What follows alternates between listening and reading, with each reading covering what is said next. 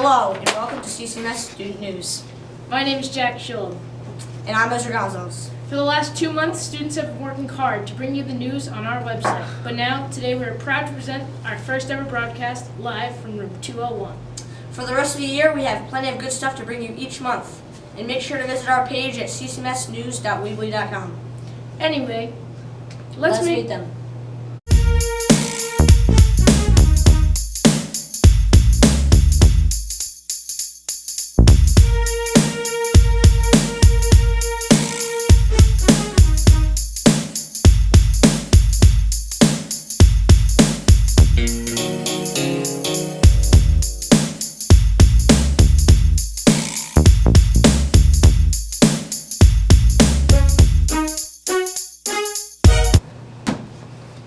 sports.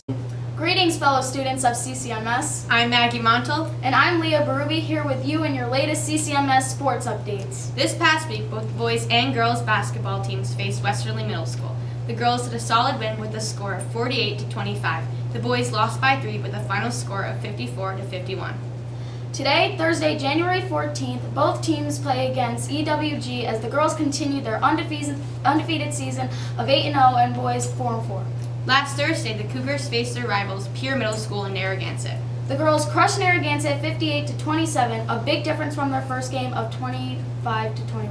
And the boys had a close game of 48-43 in overtime against Gansett as well. A big improvement from their first game against them, a loss of 58-39.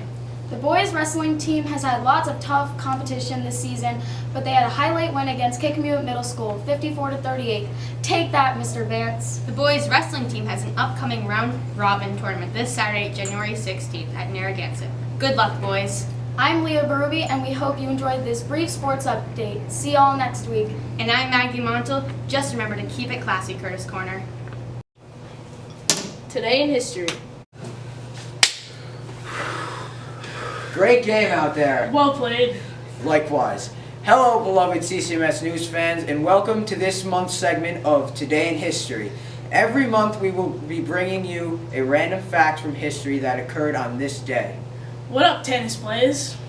I bet you didn't know that John McEnroe was disqualified from the Australian Open after earning himself not 1, not 2, but 3 code violations. British tabloids didn't call him the super brat for no reason. Before McEnroe, a man by the name of Willie Alvarez was disqualified 17 years earlier. History. Feature.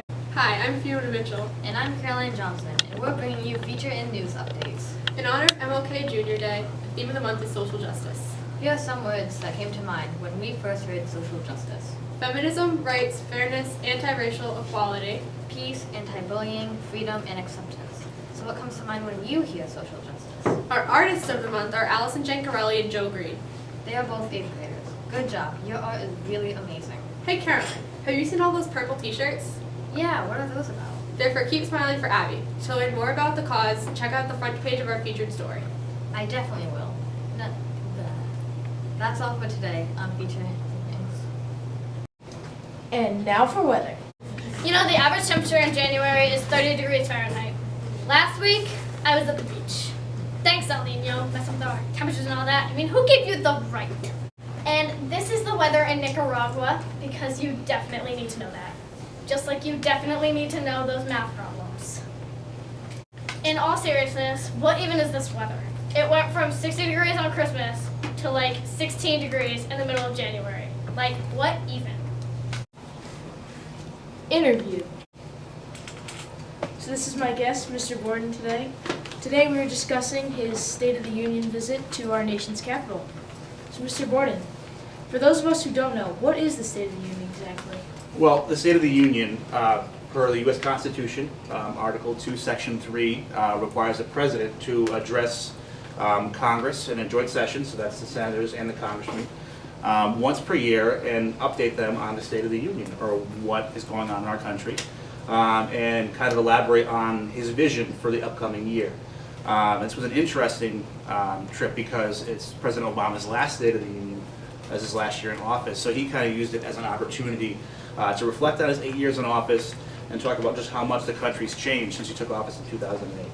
What was your reason/job for going on the trip? What were your responsibilities?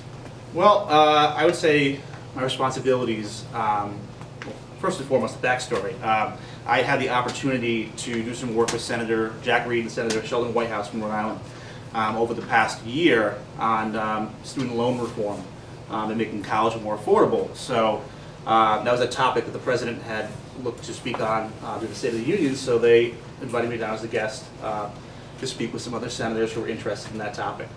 So essentially my job was to go down and kind of share my story, my experiences, having been a recent college student and having been someone who's still enrolled in college now, and just how taking loans out can affect your life, and that's what I got. Okay. What was your takeaway from the trip? What have you gained? I would say my biggest takeaway, it was just a snapshot of the political process and just seeing how mucked up it can really get.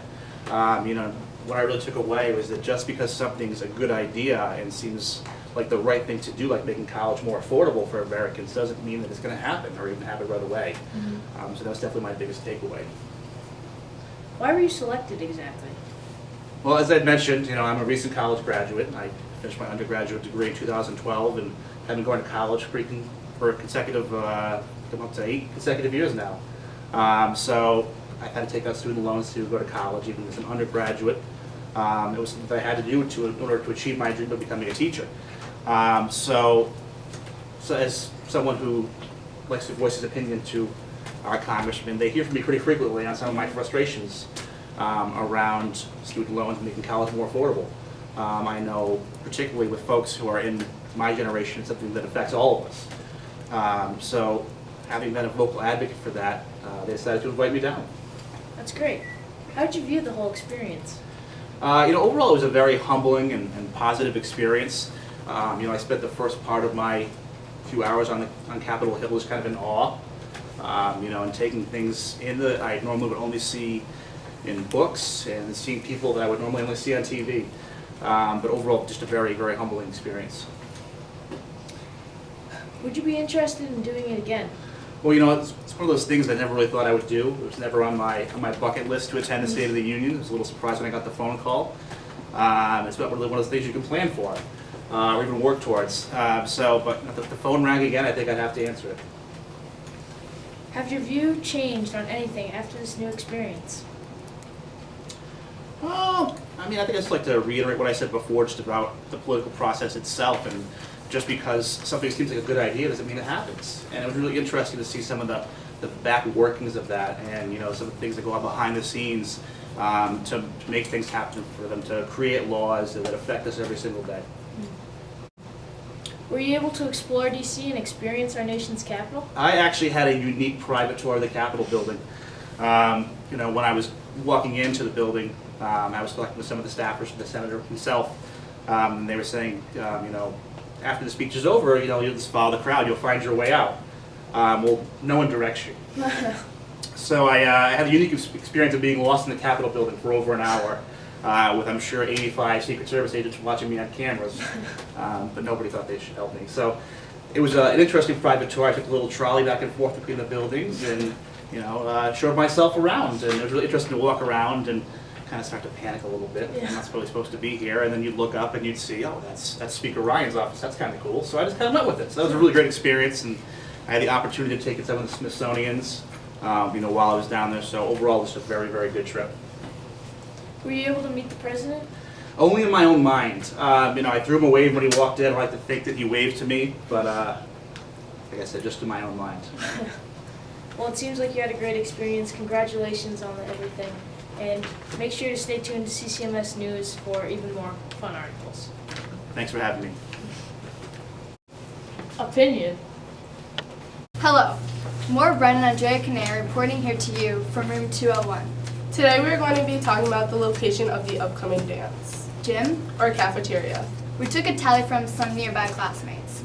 The results were 22% said the cafeteria and 78% said the gym would be best. make that 79% because I think the next dance should be in the gym. People said the gym would be better because it is bigger. Also, if we had it in the gym, we would have the cafeteria to relax and hang out in between or during songs. Those who said the cafeteria would be a better location have some very valid reasons. Such as the bands could play on the stage and the teachers would have a better way of watching all of the kids because of the smaller area. You can share your ideas with us at www.ccmsnews.weebly.com. And that's it for this week's edition. Good luck, CCMS. Well, that's random. I'm Mikey. I'm William. Hello and welcome to That's Random. Did you know alligators can live up to 100 years? Gorillas can catch human cold. That's random. Ketchup was sold in the 1830s as medicine. That's random. Mikey and Liam signing off. Arts and entertainment. Hello, I'm Juliet Sanderson with your Arts and Entertainment Updates. Drama Club is performing the musical The Music Man February 4th, 5th, and 6th. The leads of the play are Henry O'Brien as Harold Hill and Charlotte Robin as Marion the Librarian. Be there and support our drama department in their production. And back to you, Ezra and Jack. So have you seen the best page on our website yet? Yeah, sports. No. Oh, ask Ezra. That would make more sense. Yes. It's pretty good. I mean, you got that girl out there. Yeah, she keeps asking about my hair. Oh, we're on camera. Anyways.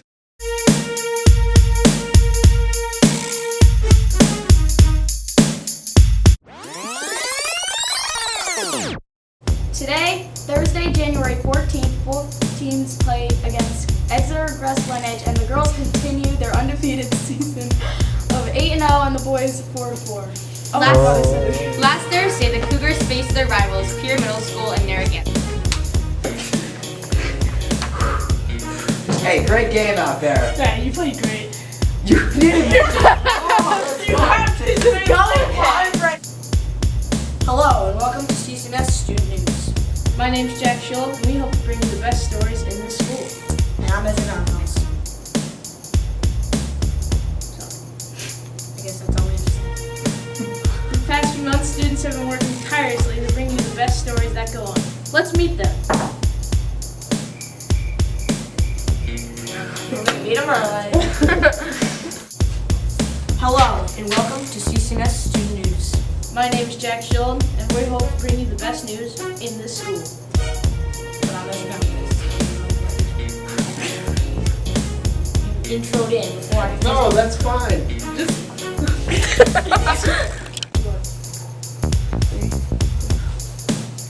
I'm Mikey. I'm William. Hello and welcome to That's Random. Did you know alligators could live up to 100 years? Gorillas can catch human cold. Okay, right there. I'm not ready. Alligators could live up to 100 years. Gorillas can catch human colds. Ketchup. Go. Better go. What? You're off. It says what? Oh no. Guys. Guys, gotta be quiet. filming. We're filming. Quiet on set. We have this all on camera. When are we flipping it? Oh my god. 3, 2,